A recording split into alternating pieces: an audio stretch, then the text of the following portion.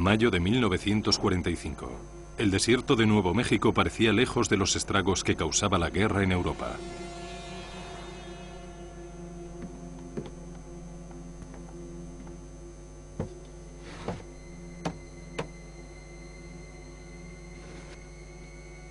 «100 toneladas de TNT, un ensayo para calibrar el alcance de una bomba atómica que todavía no se había probado».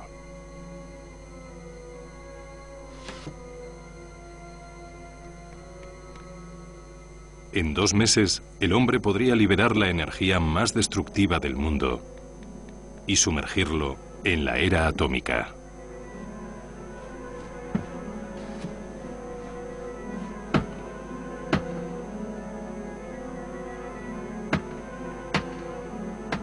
Durante los 20 años siguientes, las pruebas para estudiar el alcance de la bomba atómica mantuvieron atento al mundo entero debido a los acontecimientos secretos que se produjeron.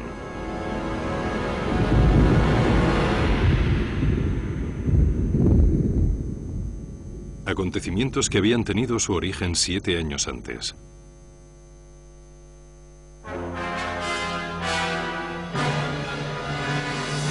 March 1938. Hitler invades Austria. The Third Reich begins to flex its military muscle. Later that year, German scientists discover fission of the uranium nucleus, bringing the Third Reich one step closer to discovering the secret of the atomic bomb. Fear of German research stimulated activity in the United States and England. Fear that German scientists could produce weapons of great devastation. In the fall of 1939, Dr. Albert Einstein wrote his now famous letter to President Roosevelt, explaining the urgency of work on uranium fission. Roosevelt, a man of action, moved swiftly. An advisory committee on uranium was appointed.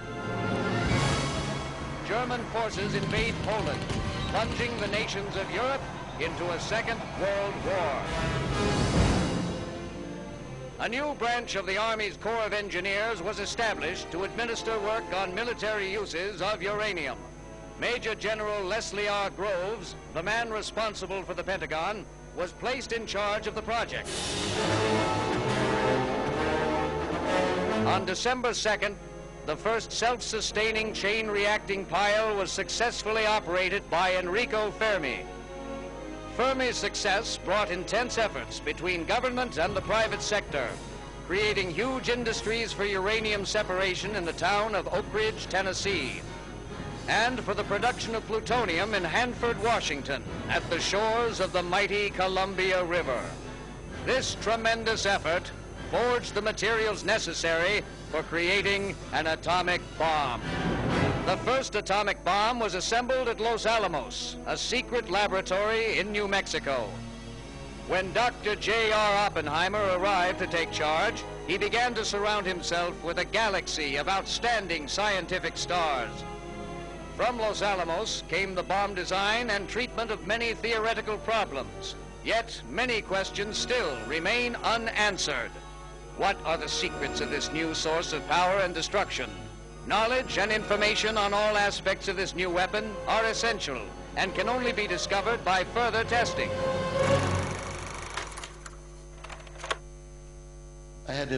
Leo Szilard era un buen amigo mío húngaro. 10 años mayor que yo. Era una persona muy independiente y también todo un visionario que predijo que las armas nucleares serían muy importantes en el futuro. Y como era amigo mío, le ayudé. Le llevé incluso a ver a Einstein el día que éste escribió su famosa carta a Roosevelt. A mí también me interesaba la física y todo lo relacionado con ella. Sin embargo, las armas nucleares no me interesaban demasiado. Pero entonces, Hitler invadió Polonia y otros países occidentales. 2 días después, fuimos invitados a un congreso panamericano donde Roosevelt, al que yo nunca había oído hablar, iba a dar un discurso. Fue un discurso extraordinario. Habló sobre el peligro que corría el mundo entero con Hitler. Y entre otras cosas dijo: se os culpa a vosotros, los científicos, de las armas. Pero si no trabajáis en ellas, no habrá libertad en el mundo.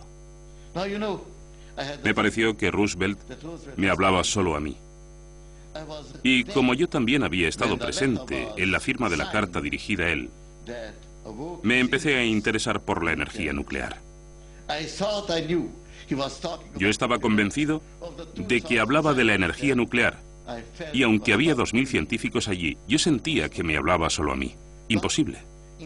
Pero en esos 20 minutos me hizo cambiar de opinión.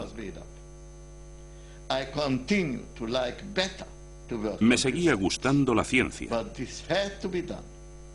pero sentía que debía contribuir con el gobierno y eso es lo que hice. Y nunca me he arrepentido de ello.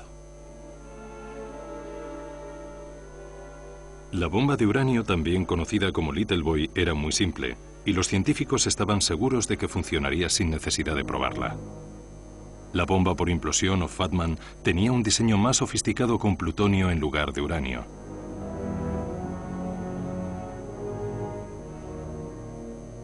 En el centro de la bomba había un detonador rodeado de una esfera de plutonio. Esta esfera estaba recubierta de una serie de lentes altamente explosivas colocadas de forma simétrica.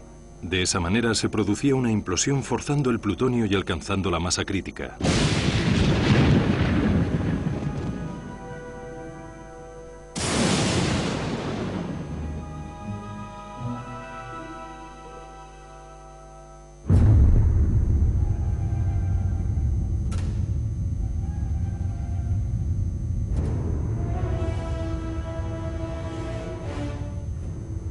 La explosión aumentó la temperatura a 10 millones de grados de forma inmediata, liberando así una poderosa presión que acabó con todo tipo de vida en 1 kilómetro a la redonda. La intensidad de la luz fue suficiente para causar ceguera temporal a una persona que se encontrara a 15 kilómetros de distancia. Con una carga de explosivos 200 veces mayor a la de la prueba que hicieron con 100 toneladas, la bola de fuego hizo un cráter de casi 2,5 kilómetros de diámetro y convirtió la arena del desierto en un cristal verde que contuvo radioactividad hasta 50 años más tarde.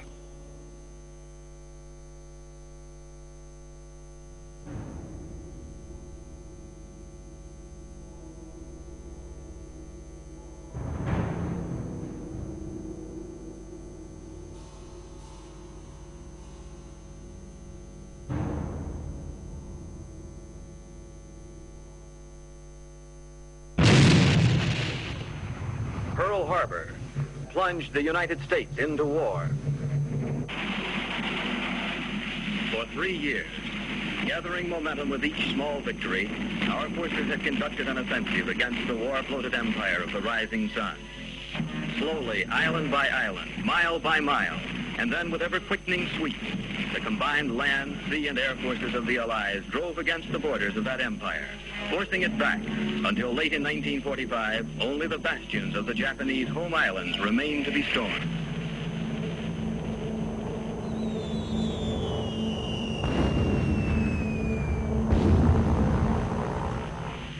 Ahead lay the greatest campaign of all, invasion of the Japanese homeland, and close-in, desperate fight.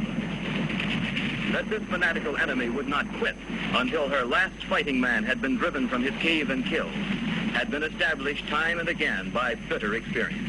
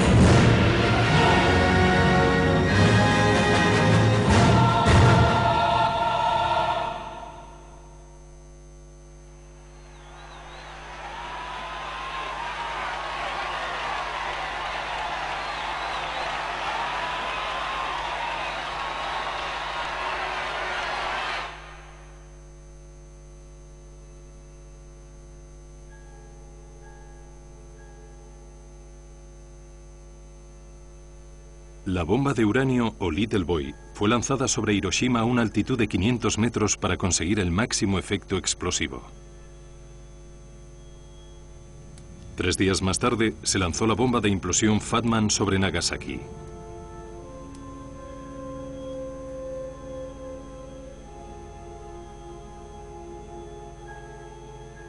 En Hiroshima murieron 70.000 personas y de sus 90.000 edificios destruyó 60.000.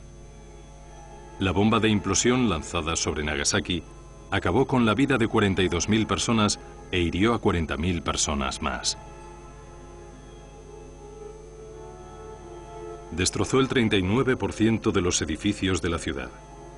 Esta bomba, con una carga similar a la de Trinity de 20 kilotones, sería considerada una simbólica bomba atómica que marcaría el principio de futuras armas nucleares.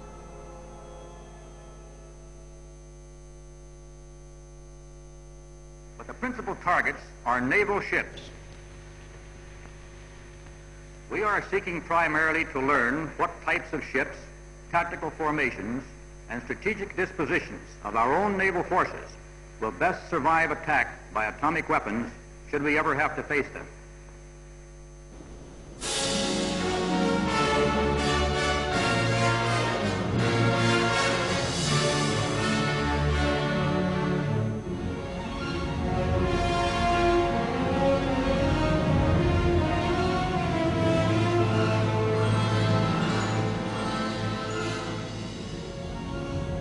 Once meses después del bombardeo de Hiroshima y Nagasaki se inició la operación Crossroads en el atolón de Bikini, a 4.000 kilómetros al oeste de Hawái. El objetivo de la operación era probar los efectos de las armas atómicas utilizando 2 artefactos de diseño similar a las de Trinity y Nagasaki, y cuyos nombres clave eran Able y Baker. La bomba Able se iba a lanzar desde un bombardero B-29 y la Baker explotaría a 25 metros debajo del mar. En los alrededores había 185 barcos japoneses, alemanes y estadounidenses que iban desde pequeñas pero ambiciosas embarcaciones hasta enormes portaaviones y acorazados. The bomb will not start a chain reaction in the water, converting it all to gas and letting all the ships on all the oceans drop down to the bottom. It will not blow out the bottom of the sea and let all the water run down the hole. It will not destroy gravity. I am not an atomic playboy, as one of my critics labeled me, exploding these bombs to satisfy my personal whim.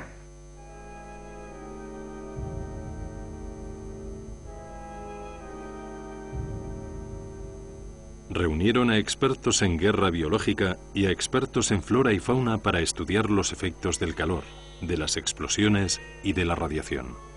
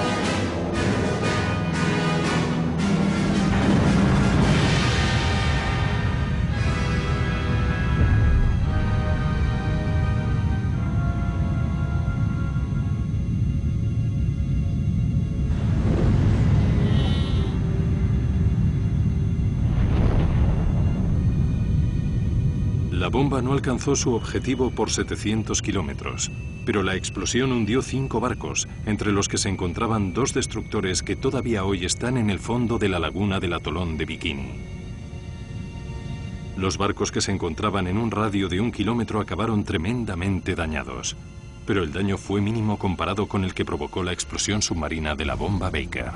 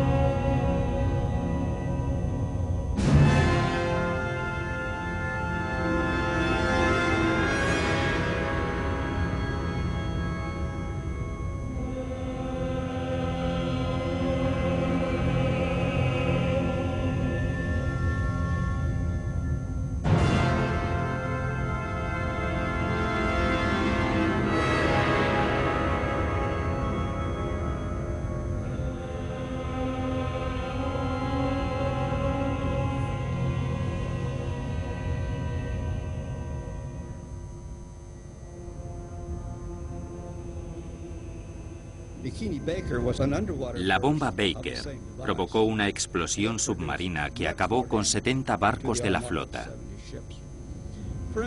La parte inferior del Saratoga acabó destruida por la explosión y acabó hundiéndose en la laguna del atolón de Bikini, donde todavía yace. Yo sobrevolaba con frecuencia esa zona.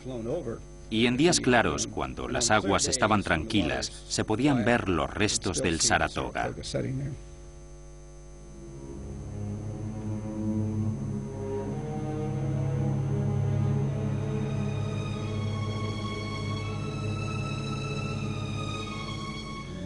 El lugar donde explotó la bomba Baker se convirtió en una zona tremendamente radiactiva y peligrosa. Era algo que no se esperaba que ocurriera y fue una de las razones por las que el presidente Truman suspendió una tercera prueba submarina conocida como Charlie.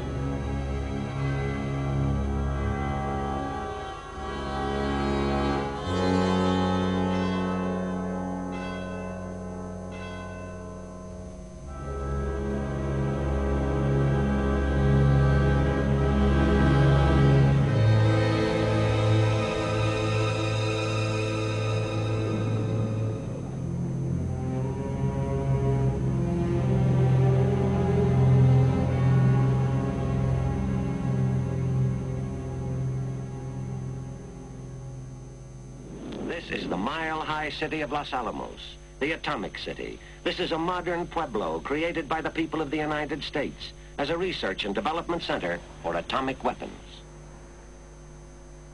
Since Eniwetok is a distant and primitive area, men have to leave their stateside laboratories and homes for a period running into months. Since 1943, when Los Alamos was established, men from this mesa have left the continental limits of the United States to test the weapons they have created. 2 años después del inicio de la operación Crossroads, el presidente Truman autorizó la operación Sandstone. Mientras el objetivo de Crossroads había sido probar los efectos de las armas atómicas, el de Sandstone fue probar nuevas armas nucleares. Con Trinity los científicos habían comenzado a desarrollar dichas armas, pero no estaban seguros de su alcance.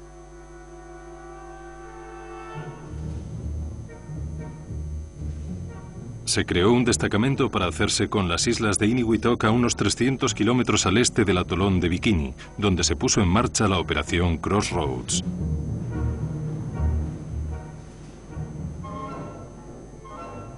A principios de noviembre llegaron los primeros grupos para despojar de vegetación las islas, para nivelar el terreno y para asfaltar la zona.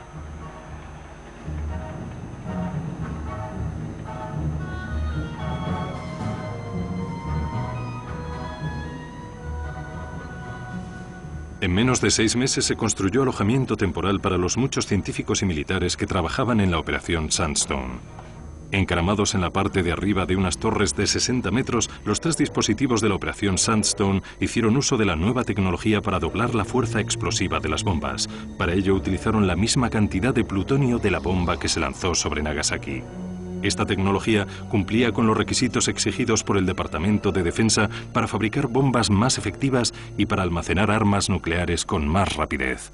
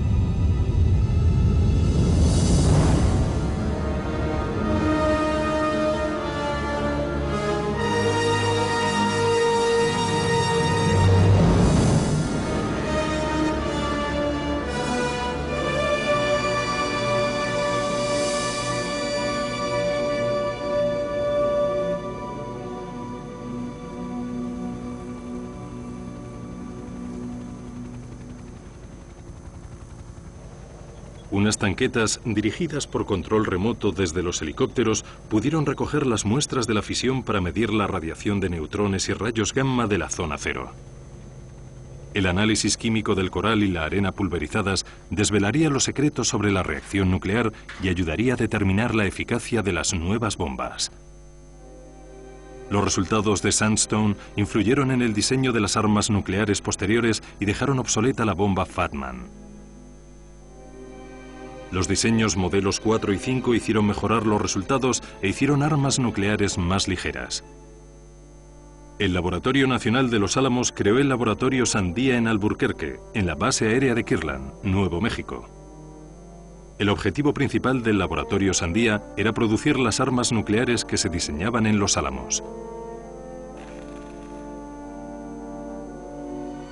En octubre de 1949, la Western Electric firmó un contrato sin fines lucrativos con la Comisión de Energía Atómica para crear la Corporación Sandía, que sería controlada desde Los Álamos. Con el laboratorio Sandía se pusieron en práctica las cadenas de montaje y la fabricación en serie de armas nucleares, con el fin de hacer acopio de bombas estratégicas y tácticas.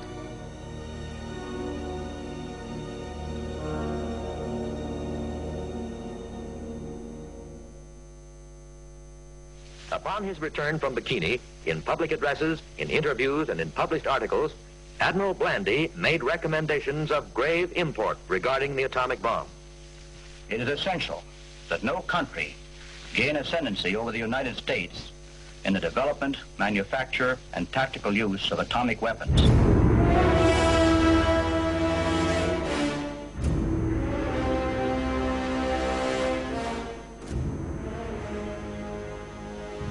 El 29 de agosto de 1949, los rusos hicieron estallar su primera bomba atómica. Este hecho, que se produjo 5 años antes de las predicciones occidentales, fue posible gracias a un hombre, Klaus Fuchs. Fuchs, un físico de Los Álamos, había facilitado a los rusos diseños detallados de Trinity. Con un rival como la Unión Soviética, los Estados Unidos creyeron conveniente intensificar su programa de pruebas nucleares. Llevar a cabo una operación en el Pacífico es muy caro y se necesita mucha logística. Por eso, en enero de 1951, los Estados Unidos inauguraron la zona de pruebas nucleares de Nevada, a 90 kilómetros al norte de Las Vegas. Para probar las armas de la operación Greenhouse, se puso en marcha otra operación, Ranger. Se lanzaron por aire 5 nuevas bombas para probar el nuevo emplazamiento.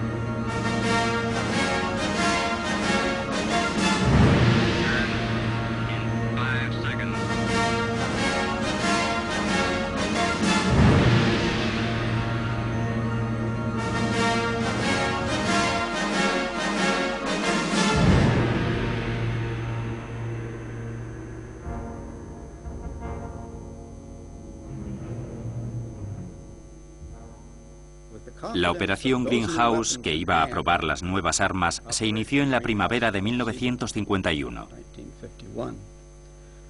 Y como parte de dicha operación, se lanzaron 4 bombas. Una de ellas, la Shot Easy, era un artefacto nuclear de 47 kilotones colocado sobre una de las torres.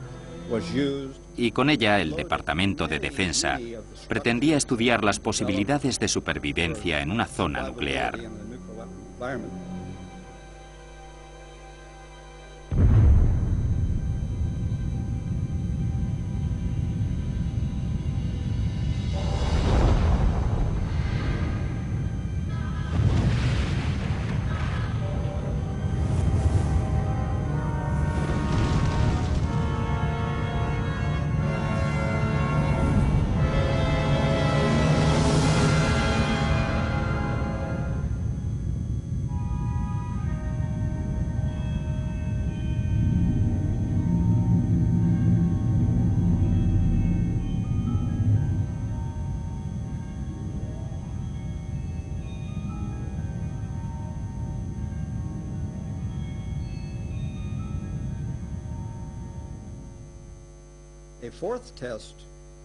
La cuarta bomba de la operación Greenhouse fue la Item. Se trataba de un artefacto de 45 kilotones y medio, en cuya explosión nuclear se quemaba el tritio que los científicos colocaban en el centro de la bomba. Incrementamos la carga de 20 a 45 kilotones, más de la mitad, y fue algo tremendamente importante para el acopio de armas nucleares de los Estados Unidos.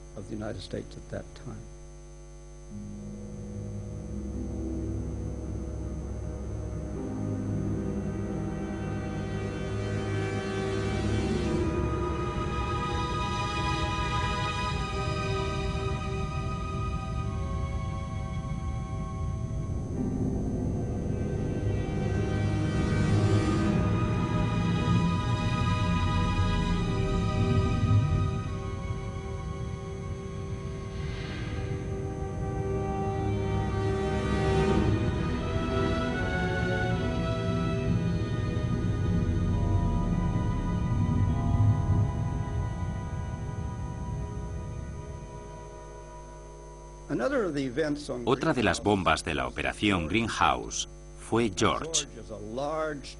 George era una bomba de 225 kilotones que se utilizó para quemar una cápsula de deuterio. Fue el primer experimento con armas termonucleares.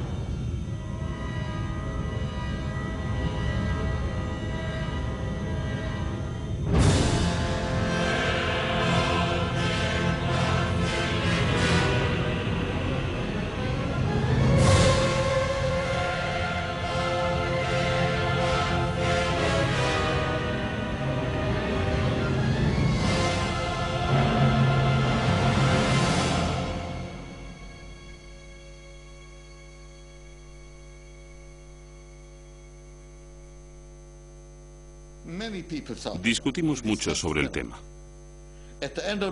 Al final de la guerra, la mayoría de la gente quería poner fin a todo ello. Pero yo no, porque aquí teníamos más información y sobre todo porque estábamos en una época en la que gobernaba un hombre tan peligroso como Stalin. Por eso, yo estaba convencido de que era necesario seguir investigando. Fui uno de los más acérrimos defensores de las bombas de hidrógeno. Esa fue mi contribución. Yo no la inventé. Fueron otras personas y otras en la Unión Soviética. Pero yo aporté mis conocimientos al proyecto y mi completa disponibilidad. Al parecer, a Truman también le interesó el proyecto y tomó la decisión correcta.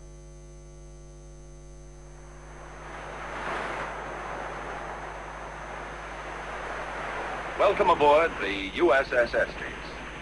As you may or may not know, the Estes here is the command ship of Joint Task Force 132. We have minutes to go before the first blast, mic shot, of Operation Ivy. 59 minutes now to be exact. We've been here since daybreak. Left Weetalk last night during the early morning hours.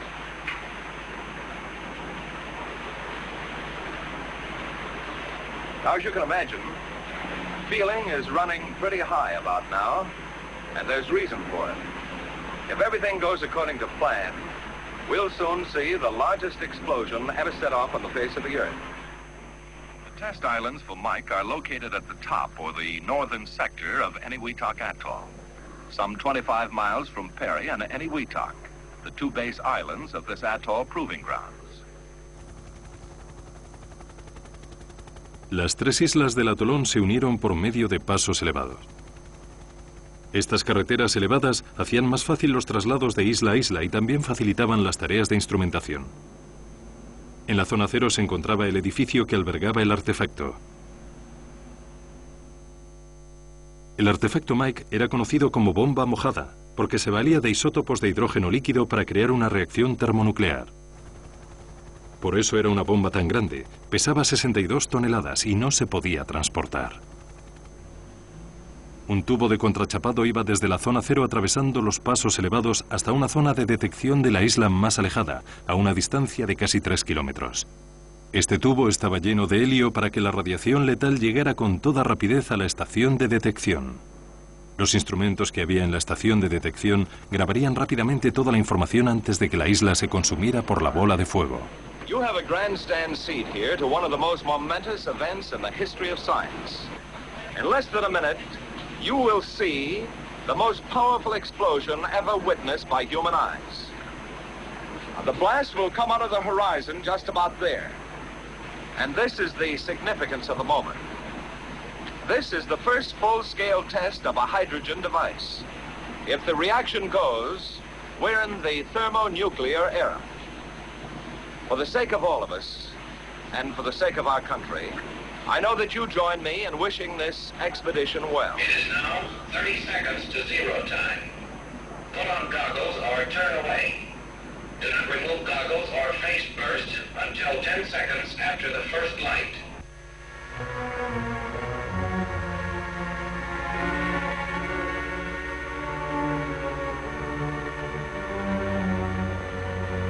Minus 15 seconds.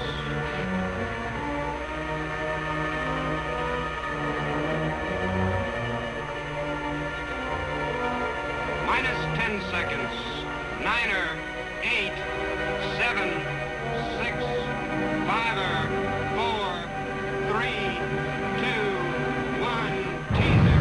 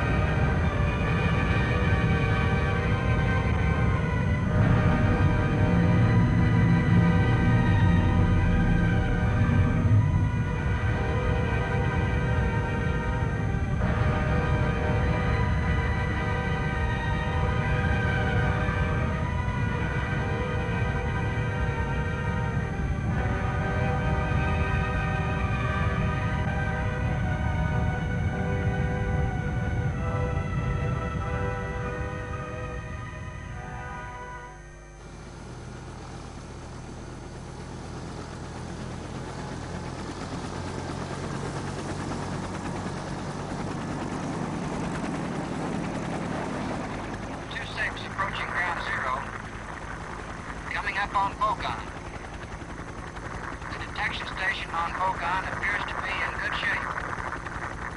No visible sign of plywood tube. All test islands seem to be swept clean. Ujilab is completely gone. Nothing there but water and what appears to be a deep crater.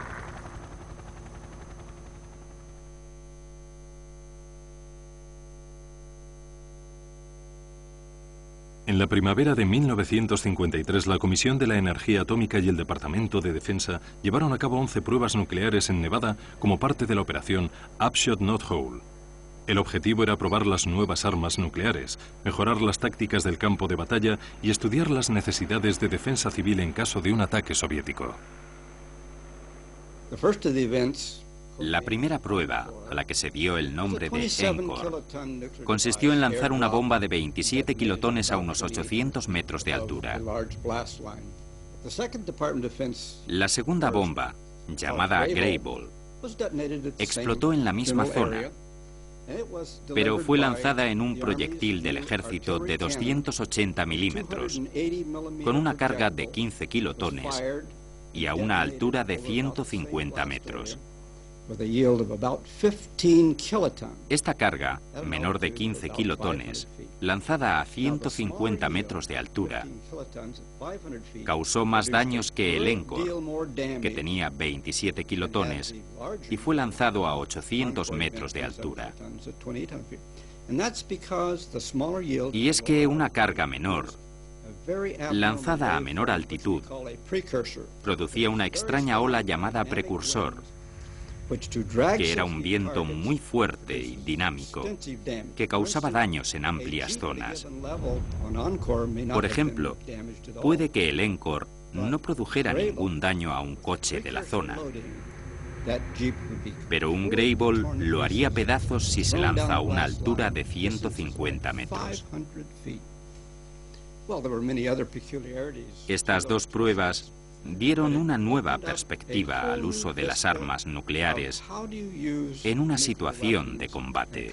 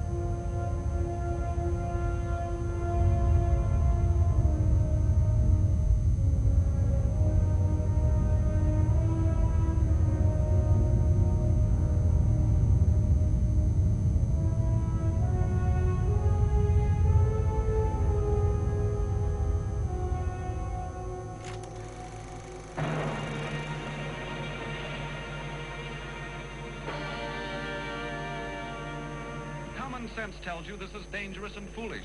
You wouldn't risk your neck in a trick like this. Common sense tells us that being shot out of a cannon is dangerous business. Common sense tells you not to be careless at an airfield with propellers and jet engines in action. Handling dynamite.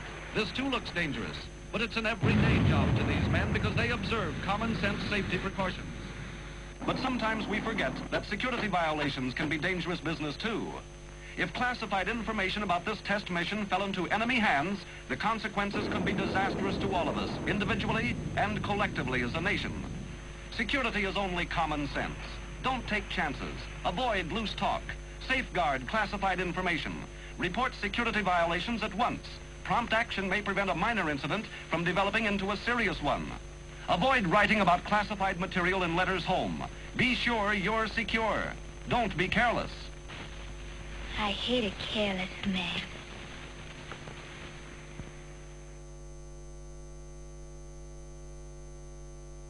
El aumento de carga explosiva en las bombas de hidrógeno estaba dando buenos resultados. La operación Ivy culminó en la primavera del 54 con el lanzamiento de Castle Bravo, el artefacto más grande jamás detonado por los Estados Unidos. Bravo era una bomba de hidrógeno que utilizaba combustible termonuclear sólido. Dicha bomba fue diseñada por Edward Teller y Stan Ulam y allanó el terreno para las bombas de hidrógeno transportables y otras bombas muy eficaces.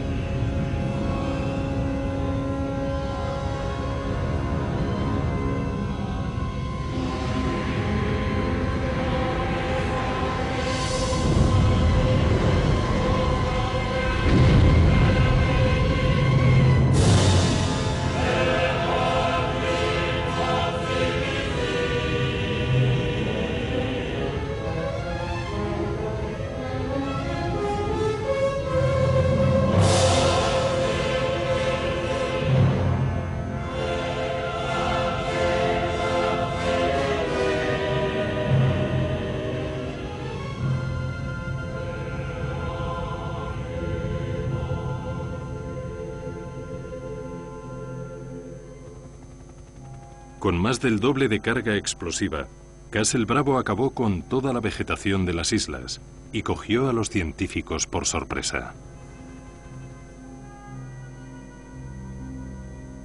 La enorme explosión liberó grandes cantidades de desechos radioactivos en la atmósfera. Como consecuencia de ello, algunos soldados, isleños y pescadores japoneses se vieron expuestos a altos niveles de contaminación radioactiva. Este incidente puso de relieve en la opinión pública los peligros de las armas nucleares.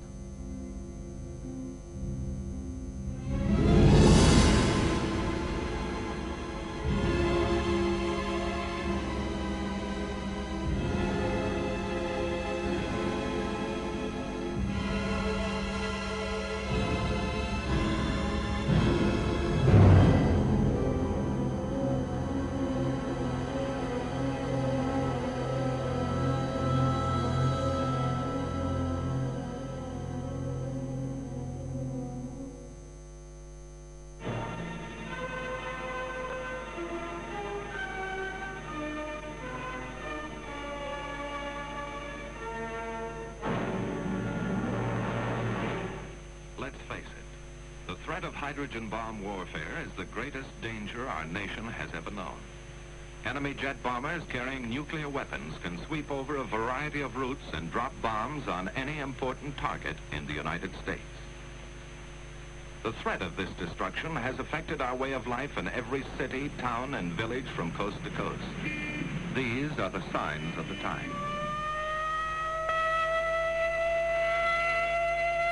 Only in practice now, a rehearsal, a training exercise. But tomorrow, this siren may mean the real thing.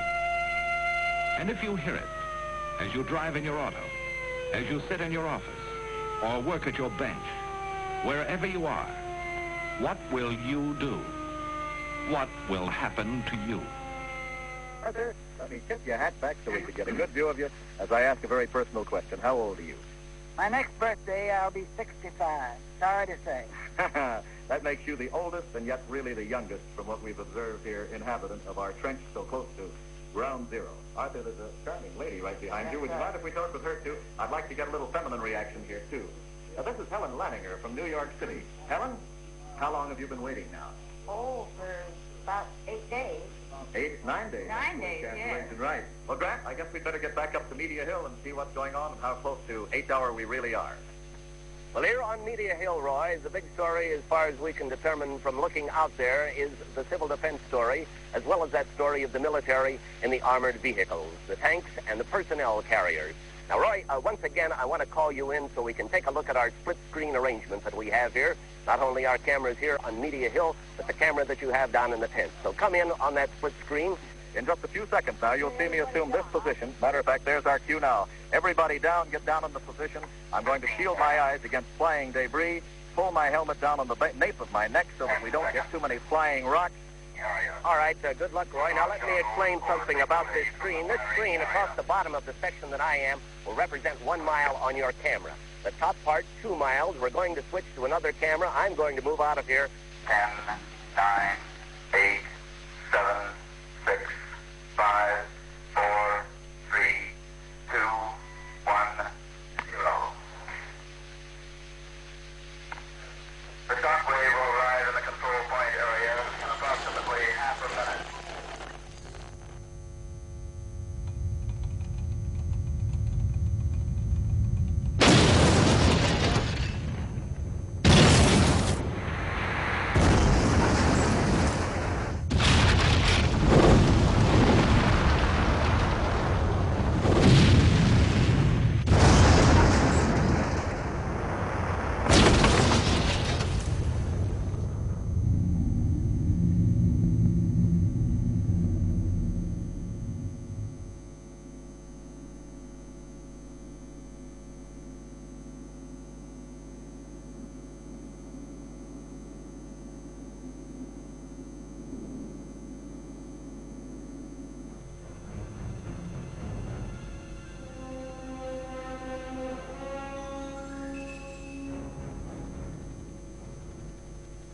Habían pasado casi 9 años desde la cancelación de la prueba submarina de la operación Crossroads.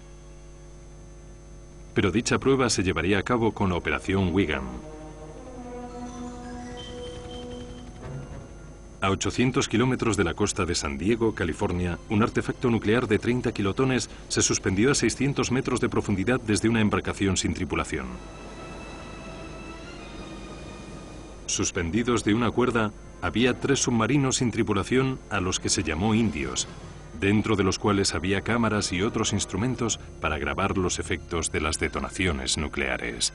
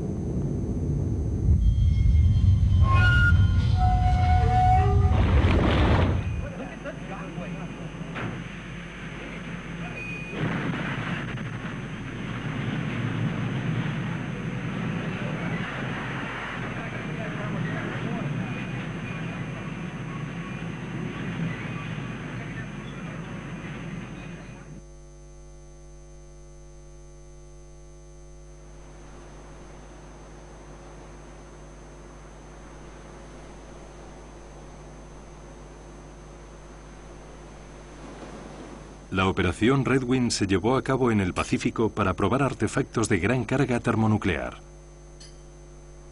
7 meses antes de que se iniciara dicha operación, la Unión Soviética había demostrado su habilidad para transportar armas termonucleares con bombarderos estratégicos. Con el Cherokee, los Estados Unidos transportaron por primera vez armas termonucleares. La bomba que transportaba tenía una carga de 3 megatones y medio, es decir, casi 200 veces la potencia de Trinity.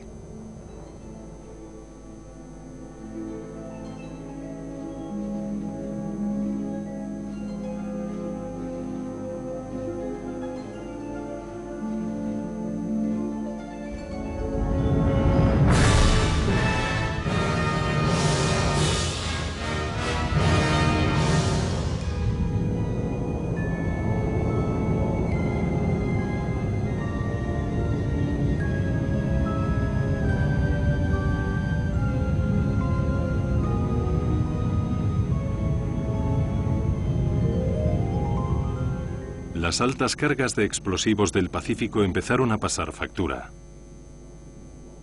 Las zonas de ensayos nucleares del Pacífico estaban desapareciendo y el territorio empezaba a escasear.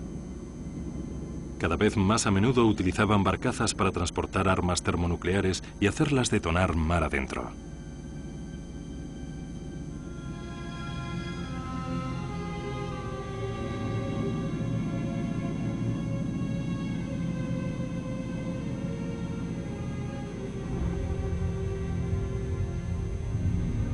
Muchas de estas pruebas documentarían una preocupación cada vez más acuciante.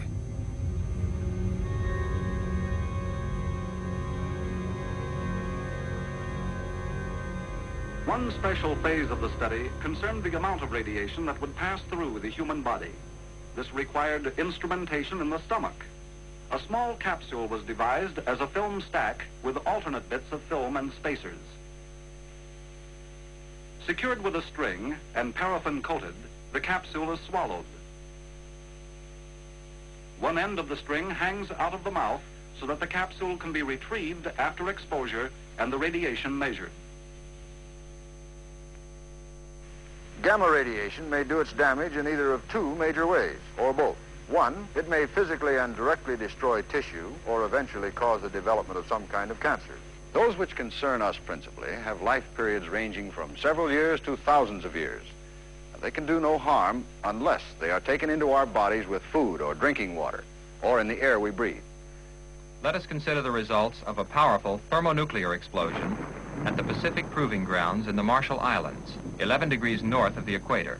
The huge cloud soars up, punches through the tropopause, and finally spreads and stabilizes as high as 70 or 80,000 feet. Entirely within the stratosphere layer. This brings us to the most widely discussed fission product, strontium-90. Chemically similar to the soil calcium with which it becomes mixed, the strontium-90 follows calcium through its regular cycles into our plant food and into the bones, meat, and milk of our plant-eating animals. Reaching our own bodies, the strontium-90, like calcium, tends to be concentrated in our bones, particularly those of children who are building new bones. The radiation from strontium-90 has extremely short range in the body, so it causes no genetic threat to the reproductive cells. It does pose a threat to the bone marrow and the bone itself in the form of either leukemia or bone cancer.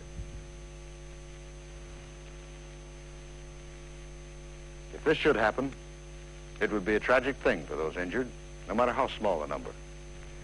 Whether these statistically very few casualties can be justified is a personal value judgment outside the scope of this report.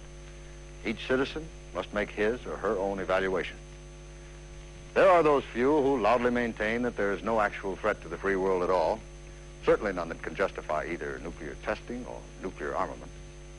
The opposite viewpoint holds that the development of our nuclear power has been an absolutely necessary protection against communist hostility and nuclear threats. In this view, the fallout casualties, if any, will be seen as those of unidentified soldiers in the service of humanity. Unknown soldiers in a war which has not struck, and which our nuclear power may indeed prevent from ever striking. En el otoño de 1957 tuvieron lugar 24 pruebas nucleares en el desierto de Nevada como parte de la operación Plan Bob. Durante Plan Bob, el lanzamiento de la bomba Hood fue la prueba nuclear más grande jamás realizada sobre tierra estadounidense. Colgaron el Hood, un artefacto de 74 kilotones, de un globo a 500 metros sobre el desierto.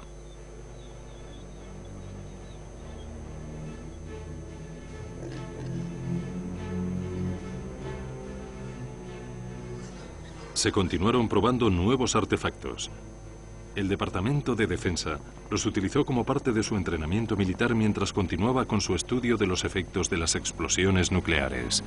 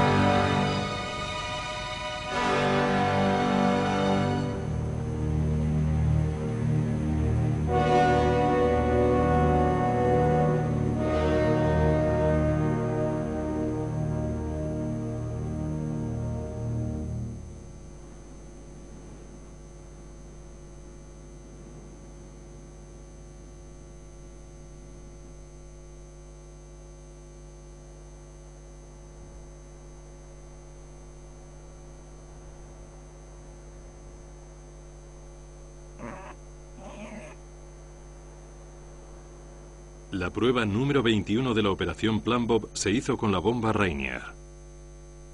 Fue la primera detonación subterránea llevada a cabo en suelo estadounidense. El artefacto de 3 kilotones fue detonado a 200 metros y convirtió la piedra de la zona en burbujas derretidas de 30 metros de diámetro. Esta tecnología sería de gran importancia tras el Tratado para la Prohibición de Pruebas Nucleares, que vedaría todas menos las pruebas subterráneas y evitaría la presencia de curiosos en futuros experimentos.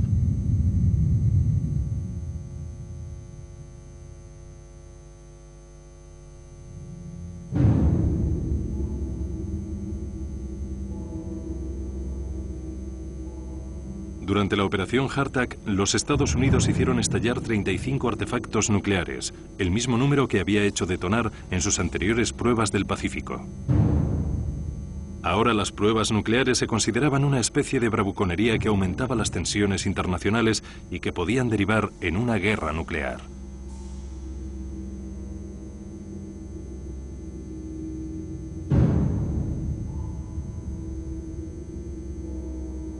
A pesar de la creciente presión, los Estados Unidos seguían creyendo que las armas nucleares eran fundamentales y que sin ellas no podrían derrotar a los soviéticos. Creían que los soviéticos, que acababan de finalizar una serie de elaboradas pruebas atmosféricas, probablemente renunciarían a realizar más pruebas porque sabían que los Estados Unidos estaban trabajando en una inmensa operación. Se llevaron a cabo otras operaciones en Eniwetok y Bikini. La operación Hartog tuvo lugar en las islas Johnston. Uno de los artefactos más importantes de esta operación fue el Cactus. Se trataba de una pequeña bomba de 18 kilotones que produjo un cráter de 40 metros de diámetro y de 11 metros de profundidad. Años después, en 1980, todos los escombros y materiales radioactivos del atolón de Eniwetok se depositaron en el cráter de Cactus, sobre el que se colocó una cúpula de cemento para mantener y estabilizar el material radioactivo de su interior. Un año antes de Hartag, los soviéticos lanzaron un pequeño satélite llamado Sputnik 1. A su vez, los estadounidenses, preocupados por la superioridad de los cohetes soviéticos, llevaron a cabo sus dos primeras explosiones de misiles conocidas como Tick y Orange. Las bombas nucleares Tick y Orange fueron trasladadas al espacio por el misil Redstone, diseñado por Wernher von Braun. Von Braun y su equipo habían desarrollado el cohete V2 para Alemania durante la Segunda Guerra Mundial.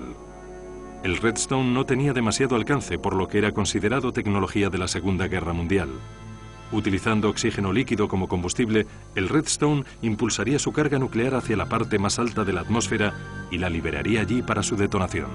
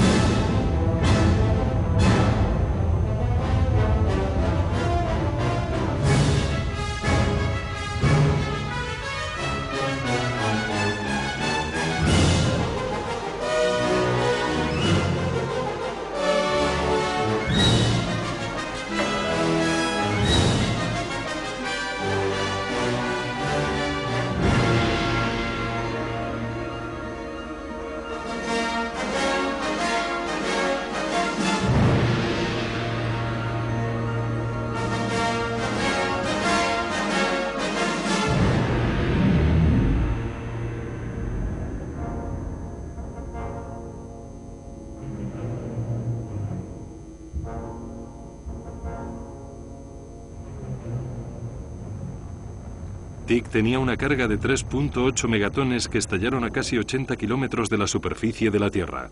La detonación creó una violenta alteración magnética en la atmósfera conocida como PEM, o pulso electromagnético.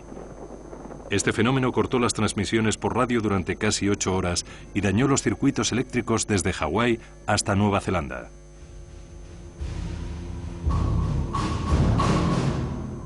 Inmediatamente después de las bombas de Tick y Orange en el Pacífico, los Estados Unidos llevaron a cabo la Operación Argus, haciendo detonar 3 misiles de 1 kilotón en el Atlántico Sur.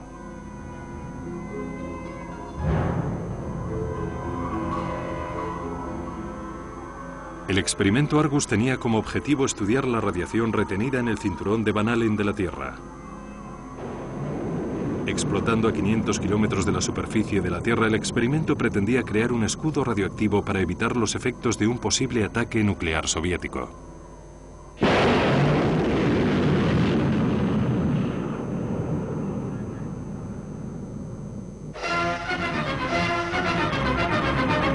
These pictures, enlarged from 16mm for your theater screen, are the first to show the hand-raising which makes history in Russia.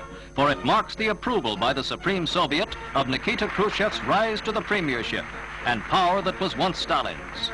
The free world awaits the obvious diplomatic thrusts, the first coming barely 4 days later. Russia announces it is suspending further nuclear tests, a statement which the U.S. brands a propaganda maneuver. The United States is prepared, unless testing is resumed by the Soviet Union, to withhold further testing on its part of atomic and hydrogen weapons for a period of 1 year from the beginning of the negotiations.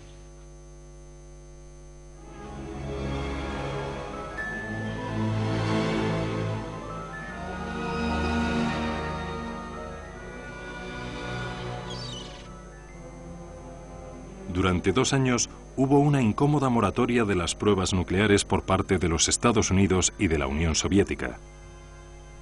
En secreto, los soviéticos comenzaron a diseñar nuevas armas de destrucción masiva, entre las que se encontraba una bomba de hidrógeno de 57 megatones, que era la más potente jamás construida.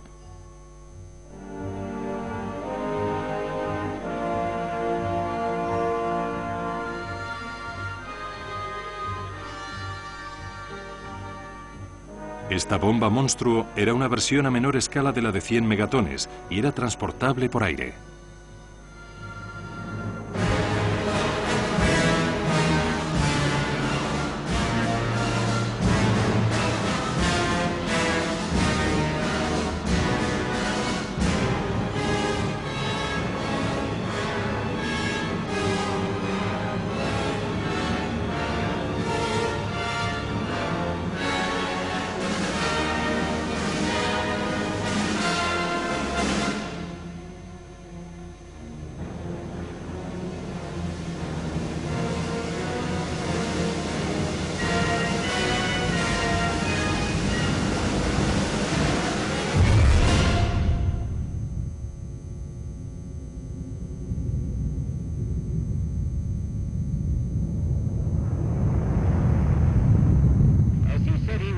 Khrushchev has exploded his giant bomb in cynical disregard of the United Nations. By this act, the Soviet Union have added injury to insult. They broke the moratorium on nuclear weapons testing. They have raised atmospheric pollution to new heights. They have started a new race for more deadly weapons. They have spurned the humanitarian appeal of the United Nations and of all peace-loving peoples. They have advanced no solid justification for exploding this monstrous and unnecessary weapon. They have been wholly unmoved by the dangers of radioactive fallout to the human race. The United States delegation deeply deplores this contempt for world opinion. And we think that in the light of this somber development, other delegations may wish to express their views on this shocking and distressing news. For today, Mr. Chairman, the world has taken a great leap backward toward anarchy and disaster. Los rusos habían hecho pedazos la pactada moratoria. Los Estados Unidos le seguirían pronto con una serie de pruebas nucleares como represalia.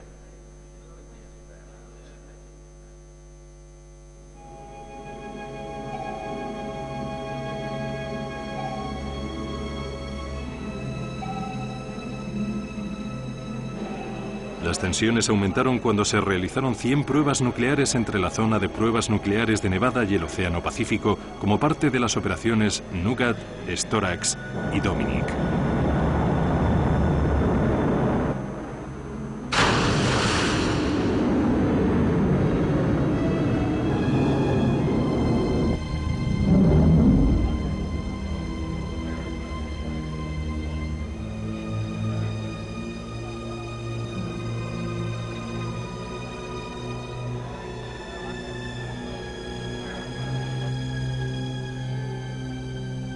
Había gran incertidumbre por la ofensiva y la defensiva desde el incumplimiento de la moratoria.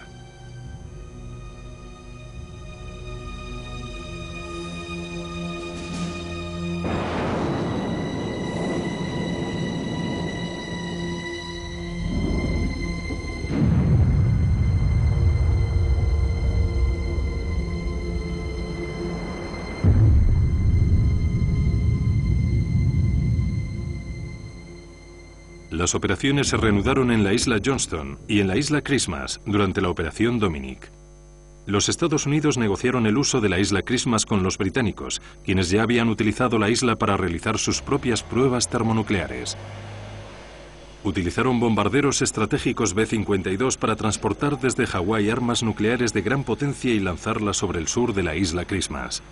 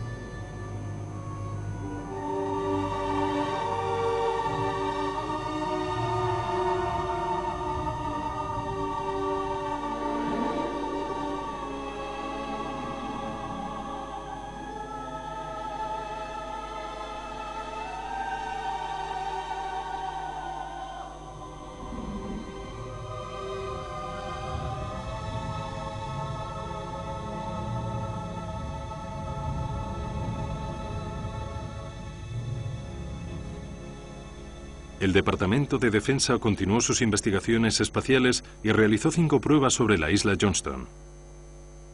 La mayoría de esas bombas iban a bordo del misil Thor, que utilizaron para investigar la neutralización de ojivas nucleares enemigas a grandes alturas.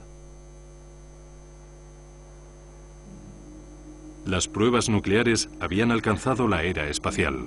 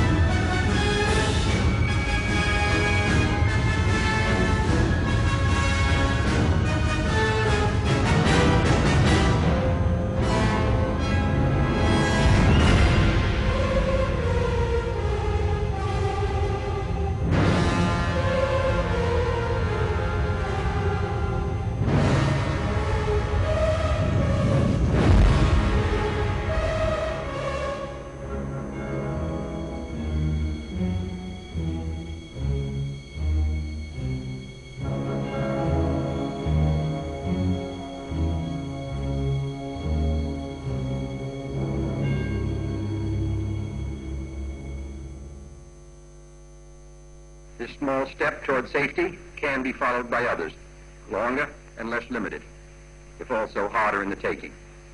With our courage and understanding enlarged by this achievement, let us press onward in quest of man's essential desire for peace. As President of the United States, and with the advice and consent of the Senate, I now sign the instruments of ratification of this treaty. Tightrope fue el primer experimento nuclear llevado a cabo por los Estados Unidos. Fue detonado sobre la isla Johnston y fue el último de esta serie de pruebas nucleares atmosféricas realizadas por los Estados Unidos. Después, en 1963, entraría en vigor el Tratado de Prohibición de Pruebas Nucleares, que prohibía todo tipo de pruebas atmosféricas.